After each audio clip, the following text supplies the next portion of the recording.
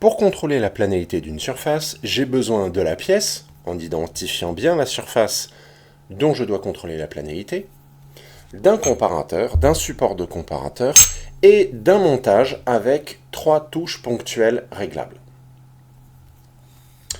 Je ne peux pas contrôler cette planéité comme je contrôlerais un parallélisme, parce que dans ce cas-là, c'est certainement le défaut de parallélisme que je mesurerai. Je dois donc rendre la surface contrôlée indépendante de la surface d'appui.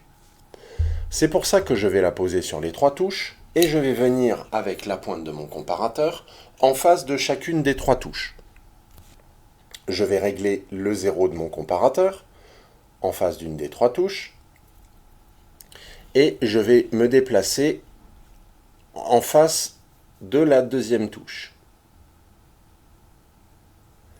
Cette fois-ci, c'est l'appui que je règle pour que ça redescende à 0. Alors, je vais essayer de faire ça plusieurs fois parce que les modifications à un endroit peuvent avoir un impact à l'autre. Et là, je modifie un tout petit peu. Et là, sur cette ligne-là, ça reste à peu près bon. Par contre, il me reste le 3e appui à régler ici.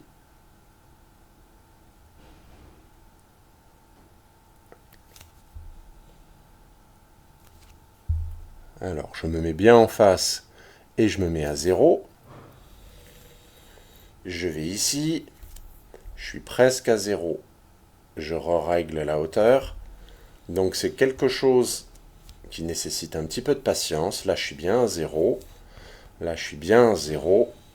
Et là, je suis bien, alors, il en faut d'1 centième, à 0.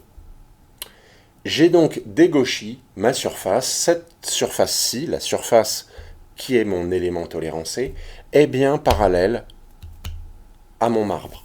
Je n'ai plus qu'à me déplacer sur toute la pièce et relever le point le plus haut.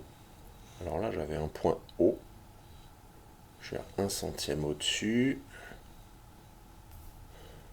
Oh, là, j'ai un point bas, 3 centièmes en dessous.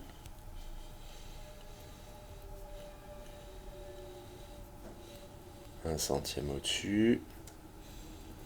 Le point le plus haut est 1 centième au-dessus, le point le plus bas est 1 centième en dessous. Mon défaut de planéité est donc de 4 centièmes de millimètre. Attention, il ne faut surtout pas confondre le contrôle de la planéité avec le contrôle de parallélisme. Le contrôle de la planéité nécessite un montage de ce type, toujours.